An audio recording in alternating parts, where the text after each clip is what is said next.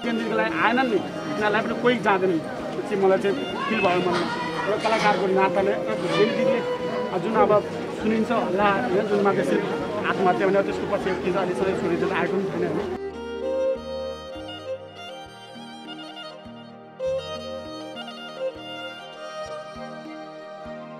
एउटा साथीलाई मात्र नभई कलाकार सङ्घको एउटा परिवारलाई गुमाउँदाखेरि धेरै गाह्रो भएको छ यतिखेर।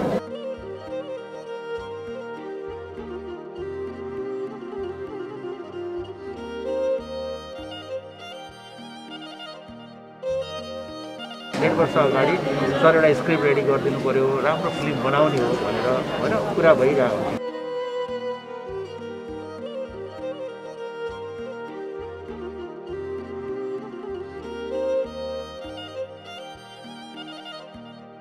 मलाई त्यस्तो डर भन्ने नै लाग्ने थिएन कि उहाँले कसरी यो निर्णय लिनुभयो म आफै नै छक्क परेँ।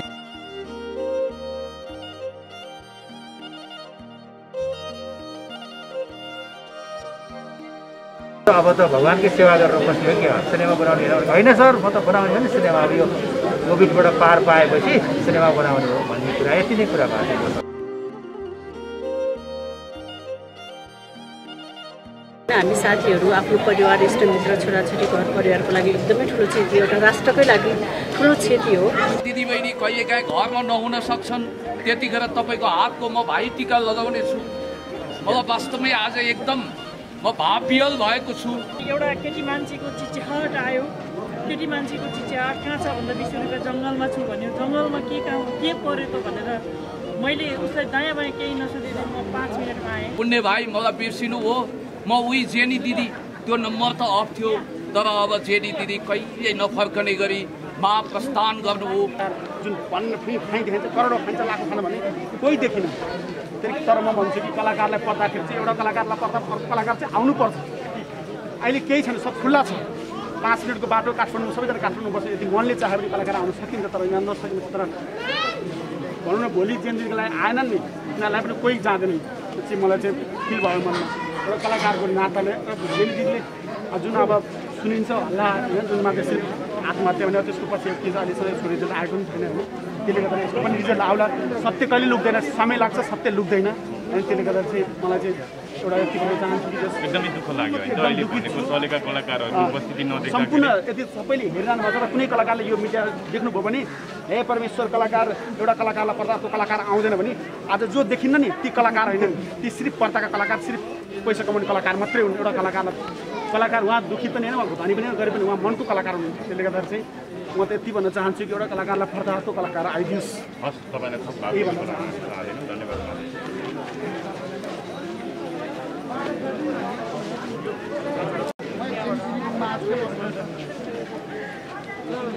यो यसो गर्नु, भिड नगर्नु, बिस्तारै जानु, बिस्तारै जानु, बिस्तारै जानु। अहिले उहाँले गरिरहनु भएको त्यो सक्दिनु होला।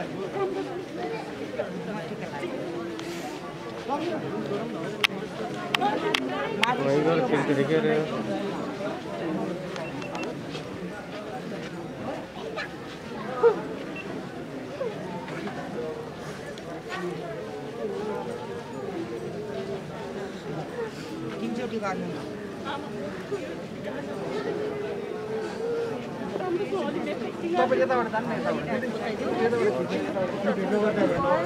यसरी भिड नगरिदिनु न। हजुरहरूमा एकले भिड नगरिदिनु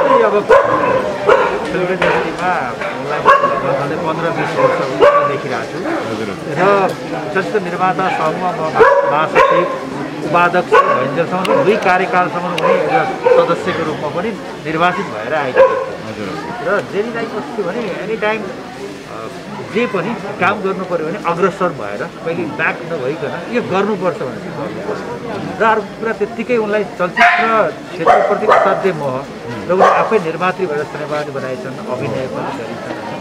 हामीलाई कस्तो लाग्छ भने फिल्म इन्डस्ट्रीमा महिला पात्र नेतृत्वको कमी थियो भन्दाखेरि निर्माताको तर्फबाट, त्यसले गर्दा उनले त्यतिखेर फुलफिल गरिरहेको थियो। हामीलाई एउटा सिङ्गो एउटा इन्डस्ट्रीमा एउटा महिला निर्मात्रीको रूपमा उनलाई हेर्छौँ। त्यसपछि अभिनय गर्नु थाल्यो, अभिनय पनि त्यति राम्रो थियो, एउटा असाध्यै राम्रो व्यक्ति। र मसँग चाहिँ जहिले पनि टेलिफोन हुँदाखेरि जहिले पनि चलचित्र क्षेत्रको बारेमा सर यसरी गर्न पाए हुन्थ्यो, यसो गर्न पाए हुन्थ्यो। अहिले पनि मलाई एउटा फिल्म बनाउनुपर्छ भनेर झन्डै 1.5 वर्ष अगाडि सर एउटा स्क्रिप्ट रेडी गरिदिनु पऱ्यो, राम्रो फिल्म बनाउने हो भनेर होइन कुरा भइरहेको हुन्थ्यो। र अनि अचानक एकचोटि अस्ति यहाँ यो मन्दिरमा पछाडि पूजा लगाएर त्यतिखेर मलाई कल आयो, सर मैले यस्तो यज्ञ गर्दैछु भनेपछि मैले सोचेँ म नै आउँछु भनेर मैले आएर हेरेँ भगवान्को सेवा गरिरहेको। अनि कता कता एक्टिभिटिजमा अलिकति उनलाई डिप्रेसन जस्तो देखिन्थ्यो कता कता। त्यतिखेर मैले भनेँ नानी तिमीलाई केही छ भनेको छैन सर, म त आइएम सो ह्याप्पी भने द्याट्स ह्याप्पी रहनु राम्रो हो। त्यसपछि जहिले पनि यो फिल्म इन्डस्ट्रीले चाहिँ जेनी कुमारलाई चाहिँ अलवेज सम्झिरहन्छ, किनकि उनले गरेको एकदम चलचित्र मेकिङमा जतिकै थियो, अभिनयतिर त्यतिकै लागिरहेको थियो। एउटा राम्रो व्यक्तित्व, उनले कसैलाई कहिले पनि नबिगार्ने होइन र जेनुन तरिकाले काम गर्ने। निर्माता सङ्घको कार्य समितिमा 2 कार्यकाल रहेर पनि धेरै राम्रो काम। जस्तो दाइले अघि भन्नुभयो, म एउटा मात्र प्रश्न गर्न चाहे यो अलिक दुःखद घडीमा होइन, धेरै कुराकानी हामी गर्दैनौँ, अलिकति डिप्रेसनमा छ भनेर हजुरले सोध्नु भएको रहेछ, तर छैन भनेर भन्नुभएको रहेछ। योभन्दा अगाडिको पनि इन्टरभ्यू हामीले गर्दा चाहिँ चलचित्र क्षेत्रमा चलचित्र चलाउनुको लागि धेरै पापड पेल्नुपर्ने भन्ने कुराहरू गर्नुभएको थियो। कतै चलचित्रमा अलिकति यो त्यो ढङ्गको सङ्घर्ष दुःख देखेर यो डिप्रेसनमा आएको हो कि अथवा त्यो आशंका गर्ने ठाउँ कतिको छ, त्यही भएर उहाँले यो अवस्था आउनु परेको हो? त्यो कुरा छैन, किन भन्दाखेरि अहिले तत्काल उहाँले सिनेमा बनाइरहनु भएको थियो, झन्डै 3-4 वर्षै भयो उहाँको सिनेमाको ग्यापिङ भएको। मान्छेको लाइफमा अहिले अब डिप्रेसन भनेको हामीलाई सबैभन्दा अहिले भनेको कोही पनि व्यक्ति चाहे चलचित्र क्षेत्रको होस् या व्यापार बिजनेस कुनै पनि सेक्टरको मान्छेहरूको माइन्ड फ्रेस छैन बिकज अफ द कोभिड-19ले गर्दाखेरि। र कोही पनि हामी पनि फ्रेस छैन, एउटा भित्र जसरी हामी हिँडिरहेछौँ भित्र कसै न कसैलाई तनाव छ, चिन्ता छ। र त्यही माथि पनि अब कसैलाई उहाँको मैले त्यति अब नजिक त होइन, उहाँको एउटा प्रोग्राममा आएको देख्दाखेरि पसिना भएको त्यतिखेर, किनभने अब प्रोग्राम अर्गनाइज गरिरहेको थियो होइन, पूजा गरिरहेको देखेको थिएँ मैले। त्यसले गर्दाखेरि मान्छे त्यतिखेर पनि हुनसक्छ अध्यात्मतिर परिवर्तन भइरहेको हो कि जस्तो लाग्थ्यो। मैले आज भने के छ, अब त भगवान्कै सेवा गरेर बस्ने हो कि सिनेमा बनाउने होइन सर, म त बनाउने हो नि सिनेमा, अब यो कोभिडबाट पार पाएपछि सिनेमा बनाउने हो भन्ने कुरा यति नै कुरा भएको थियो। तर अहिलेको बेला भनेको हामी एकदम संयम भएर बस्नुपर्ने स्थिति छ। सिनेमा सेक्टर मात्रै नभएर अन्य सेक्टर पनि, र सिनेमा सेक्टरका साथीहरू पनि के हुन्छ भने हामी अलि कलाकार हुन्छौँ, हामी भावुक बढी हुन्छौँ, त्यसले गर्दाखेरि हामी पनि अलिक संयमता अप्नाउनु पर्ने बेला चाहिँ छ। बिकज अफ द कोभिड अझै यो फिल्म इन्डस्ट्री कति वर्ष जाने हो यसरी, कोभिडले कति वर्ष अझै थिच्ने हो, त्यही भएर यो बेलामा चाहिँ अलिकति संयमता चाहिँ अप्नाउनु जरुरी छ। हामी सम्पूर्ण उहाँको यो भन्नाले उहाँको प्रभावले गर्दा एउटा नेपाली फिल्म इन्डस्ट्री एउटा अपूर्ण क्षति चाहिँ पुग्छ एकदमै। उहाँको भने मैले एउटा अभाव चाहिँ फिल्म इन्डस्ट्रीमा एउटा युथ फिल्म मेकर, त्यसपछि पनि महिलाबाट हुनुहुन्थ्यो, त्यसले गर्दा पनि हामी बढी सम्मान गर्छौँ उहाँलाई। र अर्को कुरा मैले अघि भने कि कसैलाई केही पर्दाखेरि अगाडि सरिहाल्नु, ल म सहयोग अग्रसर भएर सर्भिस गर्नु। र त्यस कारणले फिल्म इन्डस्ट्री मलाई बिर्सिन सक्दैन, अलवेज सम्झिनु। आज अब अत्यन्तै दुःखद घटना घटेको छ होइन, नेपाली चलचित्र एउटा होनार कलाकार गुमाएको छ, यसलाई चाहिँ हजुरले कसरी सम्झिनु भएको छ? हजुरको सहकारी कतिको थियो जेनी कुमारसँग, कसरी भन्नुहुन्छ? मेरो त एकदमै मिल्ने साथी हो, एउटा कला क्षेत्रमा के गरौँ भनेर लागि परेको। उहाँले निर्माता पनि हो, आफैमा कलाकार मात्र नभइकन जीवन जिउने क्रममा यस्ता क्षणहरू हरेक मान्छेमा आउन सक्छन्। कतिले सजिलैसँग डाइजेस्ट गरिराखेका हुन्छन्, कतिले गर्न सक्दैन, आफ्नो कुरा हो। तर यस अवस्थामा चाहिँ अहिले अब उहाँले जुन एउटा निर्णय लिनुभयो, व्यक्तिगत हिसाबले त मैले राम्रो गरेँ जस्तो लाग्यो होला होइन। हामी साथीहरू, आफ्नो परिवार, इष्टमित्र, छोराछोरी, घर परिवारको लागि एकदमै ठुलो क्षति, एउटा राष्ट्रकै लागि ठुलो क्षति हो। चलचित्र क्षेत्रमा चाहिँ अब उहाँको अभाव धेरै खड्किन्छ। उहाँ एउटा धार्मिक आस्थामा बढी विश्वास राख्ने, एउटा पशुपतिको लागि पनि उहाँले ठुलो एउटा पहल गर्नुभएको थियो, भजन कीर्तनहरू पनि गर्ने। उहाँले चाहिँ जति पनि जीवनमा केही गर्छु भनेर लाग्नु भएको थियो। अब लास्ट अवस्थामा चाहिँ म धर्मकर्मतिर लाग्छु, पशुपतिको लागि पशुपतिमा गएर मृगस्थलीमा गएर केही काम गर्छु भनेर उहाँले एउटा ठुलो सोच गर्नुभएको थियो। यसमा अब हजुरहरूलाई पनि कति कुराले त थाहा पनि होला होइन, अलिकति प्रब्लमहरू पनि आयो। अब कहिले कहिले हाम्रो जीवनमा राक्षसीपन पनि निस्किँदो रहेछ हल्का, दिमागले अलिकति कन्ट्रोल गर्न नसकेको अवस्थामा अब हामीसँग माया पनि छ, रिस पनि छ, सबै किसिमको मानवमा एउटा हुनुपर्ने गुण सबैमा भइहाल्छ। कतिले कन्ट्रोल गरेर त्यसले आफ्नो बसमा राखेर राम्रा कुराहरू मात्रै प्रस्तुत गर्छन्। अब बोल्दै जाने क्रममा के त्यस्तै प्रब्लमहरू भयो। अब डिप्रेसनको पनि भयो, उहाँलाई रिह्याब सेन्टरहरू पनि राख्ने, कलाकार सङ्घले धेरै सहयोग पनि गरेको अघिल्लो समयमा। अनि अब उहाँ चाहिँ घर छोडेर एउटा सन्यास जस्तो एउटा मन्दिरमा आएर बस्छु भनेर सोच्नु भएको थियो, त्यो पनि पुरा हुन सकेन। एकदमै मिलनसार एकदम गर्नुपर्छ। हामी यही क्षेत्रको लागि हो, हामी एउटा आमा मात्रै होइन, घर परिवार मात्रै हामीले सम्हाल्यो होइन, हामीले एउटा राष्ट्रमा केही गर्नुपर्छ। मानव भएर जन्मिसके पछाडि यस्ता विविध कुराहरूमा चाहिँ हामीले जनताहरू समक्ष चाहिँ जनचेतना जगाउने कामहरू गर्नुपर्छ। हामी एकदम ठुलो मान्छे हौँ, हामी हेर्दा नर्मल लाग्छौँ, हामीले धेरै कुरा गर्न बाँकी छ। एकदम हकी निडर, उहाँलाई त्यस्तो डर भन्ने नै लाग्ने थिएन क्या। उहाँले कसरी यो निर्णय लिनुभयो, म आफै नै छक्क परेँ। तपाईँले कति बेला सूचना पाउनुभयो? सूचना पाइसकेपछि तपाईँले छट्टै विश्वास लाग्यो कि लागेन? मैले त त्यसरी न्युज आएको 5 मिनट पछि नै थाहा भयो मलाई होइन। म फेसबुक चलाइरहेको थिएँ बेलुकाको टाइममा, अनि हाम्रो लक्ष्मण सुवेदीजीले राख्नुभएको रहेछ एउटा चलचित्र अभिनेत्रीले चाहिँ यस्तो आएको छ, न्युज हत्या भएको छ, आत्महत्या भन्ने हिसाबले मलाई कस्तो सक पनि भयो। योभन्दा अघिल्लो समय मलाई पनि माता तिथेको औँसी दिनमा कलाकार रश्मि भट्टको निधन भन्ने श्रद्धाञ्जली मैले अलरेडी पाइसकेको कलाकार हो। अहिले मैले त्यो पनि फिल गरिरहेको छु, म त्यतिखेर मरिराखेको भए म यस्तो हुने रहेछ भन्ने त्यो पनि नराम्रो लाग्यो। हामीले न्युजहरू हजुर सुबिर सरको पनि आइरहेको थियो। यस्ता यावत अब रियल कुरा त छँदैछन् होइन। अब यो फेकहरू कुराले पनि एकदमै लाग्यो। अनि मलाई कसैले आफै एउटा फेक न्युजमा परिसकेको हिसाबले चाहिँ यो झुट कुरा होला जस्तो मलाई लाग्यो होइन। अनि मैले पछि स्योर हुनको लागि मैले सुचित्रा श्रेष्ठलाई पनि फोन गरेँ। अनि मैले त सुनेको छैन, म बुझ्छु भने त्यस पछाडि बुझ्दै जाँदा त अब यो फोटोहरू यतातिर गरे पछाडि चाहिँ रियलै रहेछ। तर यो समयमा चाहिँ धेरै आफूले कन्ट्रोल गर्न गाह्रो भएको छ। एउटा साथी गुमाउँदाको थियो, एउटा परिवारभित्रको हामी कलाकार सङ्घभित्र पनि थियौँ। एउटा साथीलाई मात्र नभएर कलाकार सङ्घको एउटा परिवारलाई गुमाउँदाखेरि धेरै गाह्रो भएको छ यतिखेर। गुमाएका छौँ जेनी कुँवर। म चाहिँ उहाँलाई जानकी भनेर चिन्दछु। सबभन्दा पहिले परिवर्तन नेपालमा उहाँ प्रशिक्षण लिन आउनुभएको थियो नृत्य अभिनयको, र उहाँलाई मैले अदृश्य श्रम नामक एउटा टेलिफिल्ममा खेलाएको थिएँ। यो 57 सालको कुरो हो।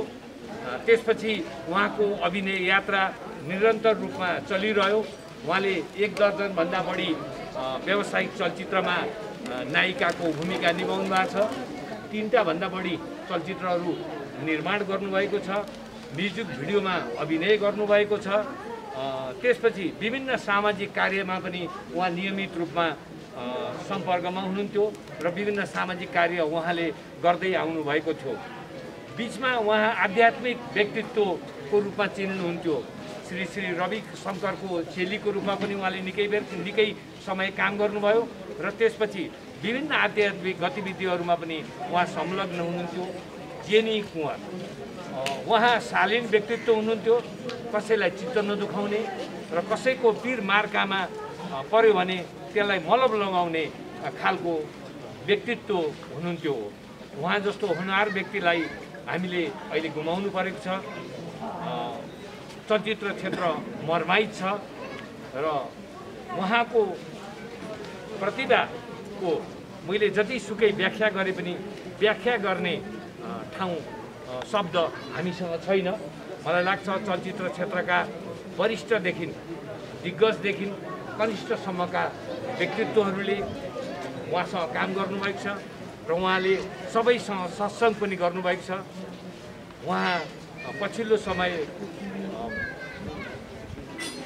सनराइज एपार्टमेन्ट है सनराइज थापा गाउँको सनराइज एपार्टमेन्टमा बस्नुहुन्थ्यो र हामीले चिन्दाखेरि चाहिँ पहिले बानेश्वरमा उहाँ घरमा बस्नुहुन्थ्यो र उहाँले आध्यात्मिक जीवन पछिल्लो समयको आध्यात्मिक जीवन बिताउँदाखेरि उहाँले धेरै ठाउँमा धार्मिक यात्रा पनि गर्नुभएको छ सबैले उहाँलाई कतिपय यो पहिले पोहोर साल पनि न्युजमा देखिया छ मानसिक सन्तुलन गुमाएको भनेर वास्तवमा उहाँ आध्यात्मिक चिन्तनबाट हिँड्नुभएको थियो उहाँमा त्यस्तो कुनै किसिमको स्वास्थ्यमा र उहाँको मानसिक स्थितिमा त्यस्तो कुनै किसिमको असर भएको हामीले देखेको छैन हामीले पोहोर साल उहाँलाई यहाँ हामीले पोहोर साल यी पशुपतिमा नि भेटेका थियौँ उहाँको आफ्नो एउटा बेग्लै दर्शन थियो र त्यो दर्शनमा उहाँ हिँडिरहनु भएको थियो त्यसकारण भोलि कसैले मैले यो किन अनुरोध गरिरहेको छु भने कसैले उहाँ त्यस्तो किसिमको रोगबाट ग्रस्त हुनुहुन्छ भनेर उल्लेख नगरिदिनु होला किन उहाँ दिवंगत भइसक्नुभयो र उहाँको चिन्तन एउटा आध्यात्मिक चिन्तन थियो त्यो आध्यात्मिक चिन्तनको म पनि आध्यात्मिक व्यक्ति भएको हुनाले मैले चाहिँ बुझेको छु मलाई लाग्छ अरूले पनि त्यो भावनालाई उहाँको भावनालाई बुझ्दछन् उहाँले एउटा मृत्युवरण गर्ने निर्णय गर्नुभयो कठोर निर्णय गर्नुभयो निश्चय नै यो दुःखदायी छ यस्तो खालको मृत्युवरण गर्ने निर्णय भोलिका दिनमा कसैले पनि नगरून् उहाँको हामी दिवंगत आत्माको चिर शान्तिको कामना गर्नु र परिवारमा संवेदना व्यक्त गर्नु उहाँको पार्थिव शरीरमा श्रद्धाञ्जली अर्पण गर्न यहाँ उपस्थित भएका छौँ चलचित्र क्षेत्रका यहाँ नेपाल चलचित्र निर्माण सङ्घका अध्यक्ष आकाश अधिकारी प्राविधिक सङ्घका अध्यक्ष पुष्कर लामा अनि निर्देशक सभाका निवर्तमान अध्यक्ष सुचित्रा श्रेष्ठ निर्देशक समाजको समग्र भट्ट पनि हुनुहुन्छ यहाँ अरू पनि बिस्तारै आउँदै हुन्छ हाम्रो नेपाल चलचित्र कलाकार सङ्घको कोषाध्यक्ष आउनुभएको छ कार्यकारी सदस्यहरू रामेश्वर बुल्लाकटी गोपाल ढकाल छन्दे बिहानदेखि नै रायस मानन्दर बिहानदेखि नै उठिरहनु भएको छ सूर्यचन्द बिहानदेखि पठाउनु छ वरिष्ठ अभिनेत्री विद्या कार्की रश्मि भट्ट बिहानदेखि हजुर रामेश्वर केसी पनि हुनुहुन्छ अनि हाम्रो युट्युबमा भाइरल व्यक्तित्व हुनुहुन्छ पुण्य गौतम पनि यहाँ आउनुभएको छ र अब मैले माताजीहरू पनि आउनुभएको छ मैले कसैको नारायण त्रिपाठी हुनुहुन्छ मैले कसैको नाम लिन छुट्याएँ भने क्षमा चाहन्छु महादेव त्रिपाठी अब यो श्रद्धाञ्जलीको कार्यक्रम सुरु गर्न चाहन्छौँ हामी कलाकार सङ्घको पहिले झन्डा उडाउने अब नेपाल चलचित्र कलाकार सङ्घको उहाँ सदस्य हुनुहुन्थ्यो र नेपाल चलचित्र कलाकार सङ्घको यो झन्डा बढाएर उहाँलाई हामी सम्मान व्यक्त गर्न चाहन्छौँ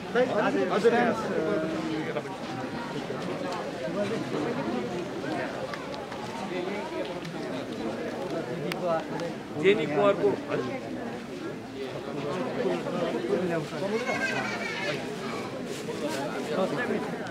यसरी होइन बाबु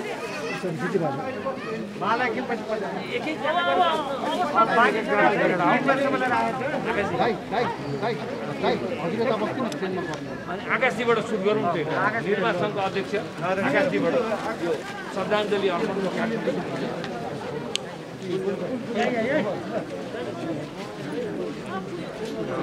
आकाशी केही बोल्नु जेनी कुँवरलाई जसरी अहिले पवन सरले भन्नुभयो सबै कुरा उहाँको व्यक्तिगत जीवनको बारेमा उहाँलाई चिन्नुहुन्थ्यो त्यो बारेमा भन्नुभयो मैले चाहिँ नेपाल चलचित्र निर्माता सङ्घमा म उपाध्यक्ष महासचिव हुँदाखेरि यही कार्यकालसम्म सदस्यको रूपमा उहाँले र यति भन्दै कि चलचित्र क्षेत्रले जेनी कुँवरलाई एउटा चलचित्र निर्मात्री त्यसको साथसाथै एउटा राम्रो अभिनय कलाकारको रूपले चिन्यो र चलचित्र क्षेत्रले कहिले पनि उहाँलाई बिर्सिने छैन यदि भन्दै उहाँको चाहिँ जीवनको चाहिँ जुन अब अन्त्येष्टिमा हुनुहुन्छ त्यसको हार्दिक श्रद्धाञ्जली आफ्नो तर्फबाट नेपाल चलचित्र निर्माता तर्फबाट